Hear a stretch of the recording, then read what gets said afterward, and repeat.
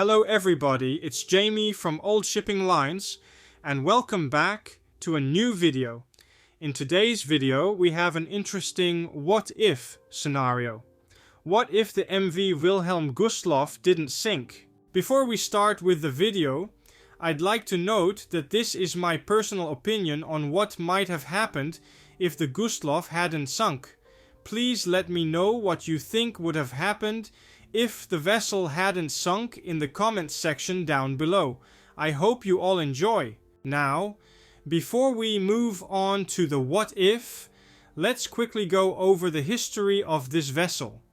The MV Wilhelm Gustloff, originally built as a cruise ship, was owned by the German Labor Front, a labor organization affiliated with the Nazi Party, constructed by the German shipbuilders Blohm and Voss shipyards. The vessel boasted a gross tonnage of 25,484 gross registered tons, with her length being 208.5 meters. She would have had a beam of 23.59 meters. She could achieve a speed of 15 knots and was launched on May 5th, 1937. The Wilhelm Gustloff was the first purpose-built cruise ship for the German Labor Front, operated by its subsidiary, the Strength Through Joy program.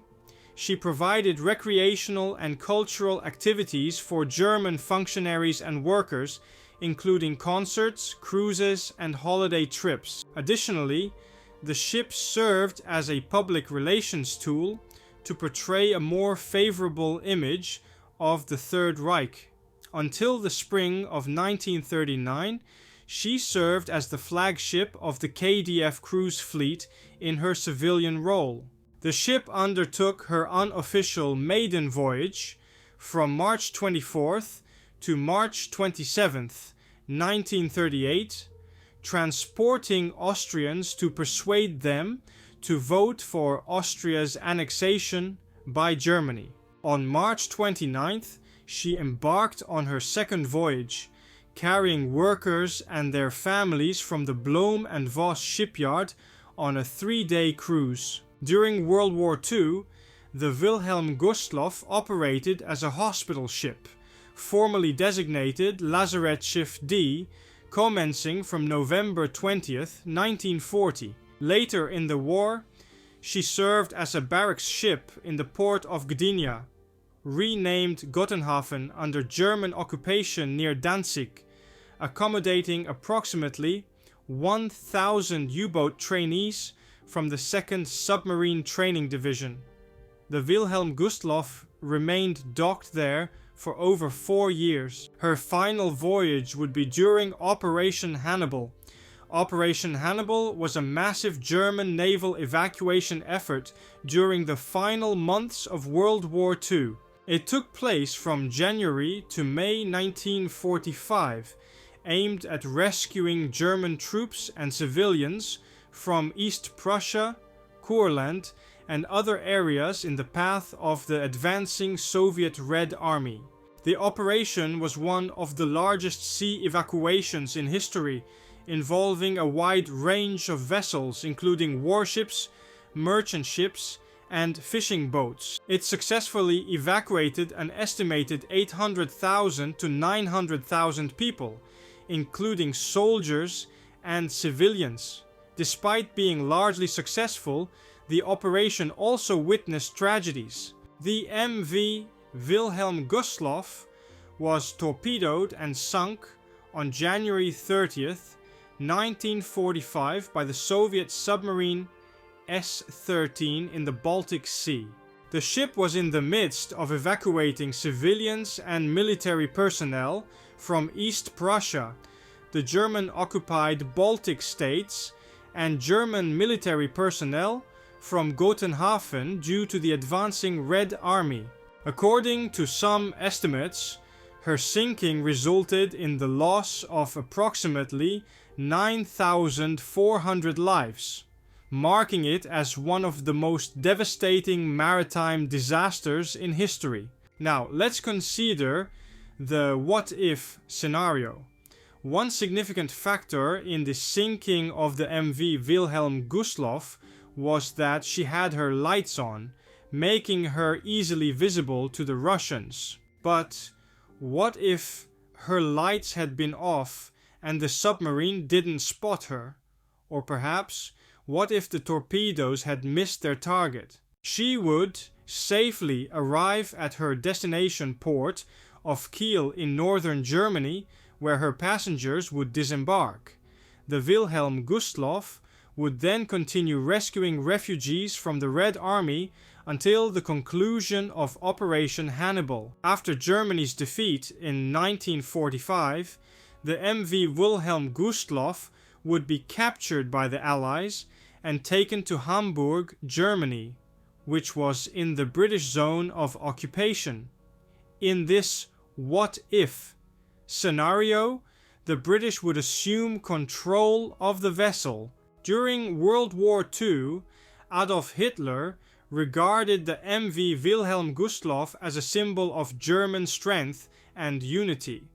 He viewed the ship as a powerful propaganda tool, highlighting the success and benevolence of the Nazi regime. Hitler's perspective on the ship was not only symbolic, but also pragmatic, showcasing both the regime's accomplishments during peacetime and its ability to adapt to the challenges of war. There exists historical footage of Adolf Hitler aboard the ship. The Prime Minister of Great Britain, Winston Churchill, would be aware of the MV Wilhelm Gustloff's historical significance and decide to repurpose her as a war prize, museum ship, or hotel in the port of Southampton. Opening to the public in 1947, she would attract millions of visitors worldwide keen to explore this former Nazi vessel. Her popularity would continue until Winston Churchill's death, January 24, 1965. After Churchill's passing, discussions would arise about the future of the ship as her age became more apparent. Despite her historical value, the British leadership acknowledged the high operational costs associated with the Gustloff. Therefore, they would decide to take the following action. Great Britain looked to Italy, which faced a similar issue with one of their ocean liners, the SS Conte Biancamano. The Italians resolved it by cutting pieces of the ship and placing them in a museum. Following suit, Great Britain decided to do the same with the MV Wilhelm Gustloff. They would dismantle the ship, preserving her bridge, bow and stern, and select public spaces. These parts would be curated and displayed at the National Maritime Museum in London. The remainder of the ship would be sold for scrap. The remains of the MV Wilhelm Gustloff would remain with us till this day. So, that is the first path we took with this storyline. Now, we shall move on to the second storyline. Now, Germany would still lose World War II in 1945 in this timeline. But what would happen for the Gustloff after the war? The vessel would be captured by the Allies and taken to Hamburg, Germany, which was after the war in the British zone of occupation. Now, neither Great Britain nor the US wanted the ship, so they decided to give her to the Soviet Union. Under Soviet control, what would happen to the MV Wilhelm Gustloff? Do you all recall the video I made about the sinking of the SS Admiral Nakhimov? Formerly known as the German vessel, the SS Berlin, she sank and was later salvaged by the Soviets, who renamed her SS Admiral Nakhimov after World War II. The MV Wilhelm Gustloff would undergo a similar fate under Soviet control. Joseph Stalin, understanding Adolf Hitler's perception of the ship during the war, he aimed to incorporate the Gustloff into their Soviet passenger fleet. The ship underwent extensive renovation at a Soviet shipyard and emerged in 1948 under her new name Vladimir Lenin. She served as a passenger cruise ship for Soviet Russia until their dissolution on December 26, 1991. However, with the vessel showing signs of her age, she was eventually scrapped in 1995. As we all know, these timelines were not to be, as the vessel tragically sank during Operation Hannibal in World War II, with the loss of 9,400 lives in the sinking marks her as one of the deadliest maritime disasters in history. Let us never forget this tragic sinking. And that marks the end of a video, my friends. Thank you all so very much for watching. I hope you guys enjoyed it. Now, if you liked what you saw, please consider subscribing to the channel, as that would help out the channel a lot. Now, if you have any thoughts, comments or questions, please leave them in the comment section down below, as I absolutely love reading your comments. And please let me know in the comment section down below as well what ships you would like me to cover in the future. Now be as well sure to check out our social media pages. We are on Twitter, we are on Instagram, and we also recently have a website, oldshippinglines.com, where we have articles of the ships we cover and we have book reviews as well. I think you will enjoy the website very much.